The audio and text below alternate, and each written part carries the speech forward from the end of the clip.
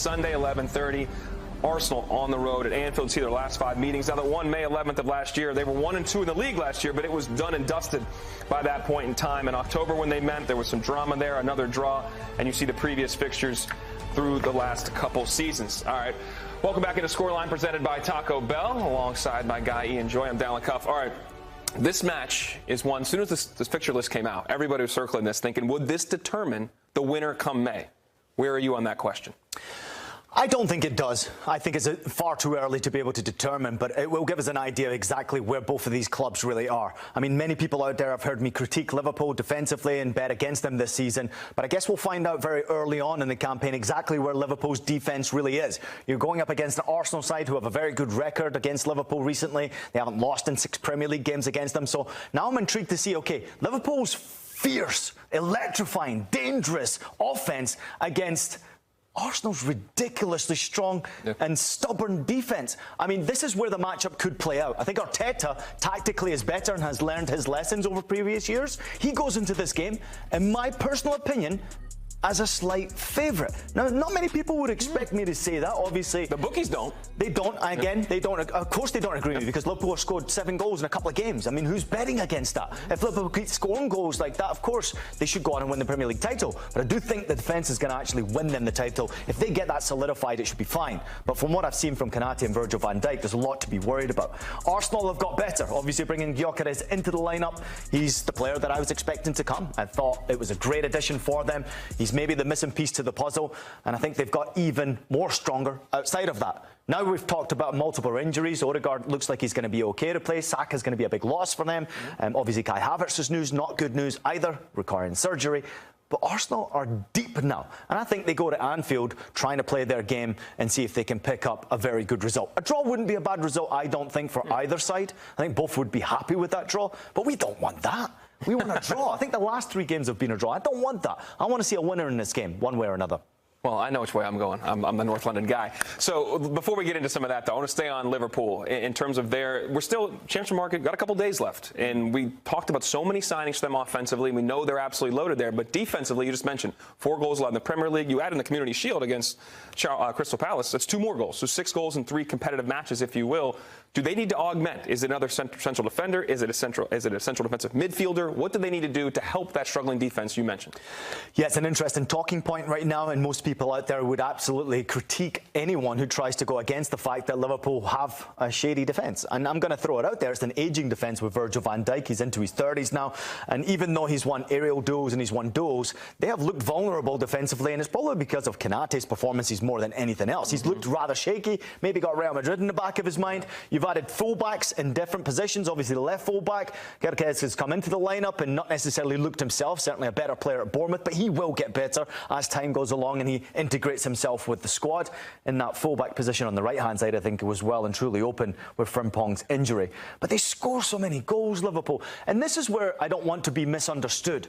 It's not that I don't like Liverpool. Liverpool are fun to watch. They're probably the most entertaining team outside of Paris Saint-Germain right now, that I would always make sure I'm watching their games, because offensively, they're fun, they're dynamic, anything can happen. Last gasp winner from a 16-year-old against Newcastle. They have goal scorers from everywhere, including the young players who are coming through their ranks. But I do think that that defence at some point will be tested, will be found out. That's my opinion. This game is going to tell us a lot about that defence. If Virgil van Dijk and Konate and Gyökeres has a great performance and looks like maybe Conor Bradley will play that position in right fullback, then fair enough. These are the games you've got to step up and be champions. This is where you win your opportunity to become a champion again. Liverpool are the team to beat. Arsenal not going into this game as a favourite, but for me, they are. I think you're alluding to what maybe your parlay of the day here later on, but we'll come back to that in the E-block, as they say. Let's talk about the Gunners. And this was posed by our producer to me, and I argue with it, and we'll go back and forth on this right now. You mentioned the injuries. Havertz injured, Saka injured. But do they have the deepest squad in Europe right now to be able to sustain these? Yeah, they do, and they continue to add there. I think obviously Eze coming through the door, it's an unbelievable player to be able to add. Madueke, a big addition for them as well. I think obviously keeping their squad healthy is going to be important to their title race. I do believe that Arteta absolutely needs to add a trophy this year. It has to be a major trophy. The Premier League title or the Champions League must be the goal, especially with the squad that they've got. But bringing in through the door an absolutely unbelievable player like Victor Gyökeres, who will get better, who will improve in front of goal. Last week was just an example, obviously, against Leeds when he got a couple of goals. I think he's going to step up his game to the next level and be even better. Saka's injury is a big blow for them because he's a key player to everything they kind of do on that right-hand side. Odegaard, I hope, plays in this game against Liverpool because I want to see the best teams compete head-to-head and see which squad is better. But they've got better in the full-back position. They've obviously got a very good goalkeeper. Arsenal are loaded right now. They have squad quality in depth. Better than anyone else in the Premier League. I'm going to throw that out there. In the whole of European football is a difficult ask. I think PSG obviously have got a great deal of depth. I think you look at Real Madrid now, they've got depth. Barcelona have depth. Even Atleti have depth as well. So there are teams across world football who do have depth that can compete against Arsenal as far as the quality goes. But if Arsenal, let's just put this to example, and you can tell me, give me your answer, your honest opinion here. If Arsenal ball out and play their best football, do they win the Premier League and do they get to a Champions League final? Oh, man. Are they healthy? Because this is the thing. You guys want to tell me how good their squad is. But completely healthy. And playing their best ball. I think it's so hard to win that league, to win the most competitive league, and also get to a Champions League final. I think you have the guys that have done it before, have the steel to do it before, and it's not going to seem like a task too tall. I don't think they can do that. I think it's going to be one or the other to have great success in.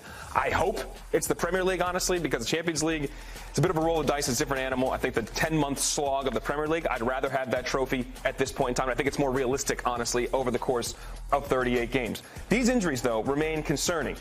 Odegaard likely is going to go this weekend. Saka and Havertz, as we already said, are out. So who is going to step up? What do you look at from a tactical and personnel perspective that Mikel Arteta can do to augment with these injuries? Well, there's that depth. Eze immediately into the lineup. Of course, Madueke comes into the lineup as well. Let me ask you, those are two new guys. Madueke featured well the other day, but you got Eze who's never played for this squad before. So how does that, as a former player, how does that impact to come right in and be dropped into Anfield in this environment? I think it's a great opportunity, obviously, for him to potentially showcase exactly how good he really is, right? We know he's an international player now. We know he's got great quality. He's clearly a great human being for the way he's handled this transfer saga. Now he's at the football club. Now it's down to business. I think Arsenal Football Club, in the way that Arteta runs his ship, is so well organised.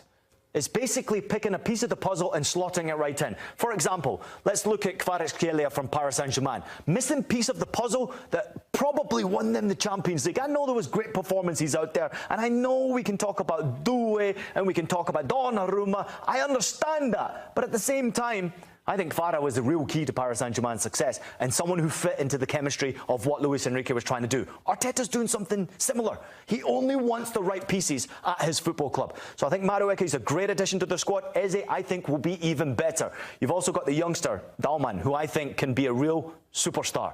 If you keep on giving him opportunity like Arteta's doing, watch this kid. He is going to absolutely tear it up. He got his debut last week against Leeds, and now Pio Ingamoa, his fourth touch of the match. He has the game winner on the road at St. James Park in deep extra time, up a man, mind you, against Newcastle. You mentioned Dalman already.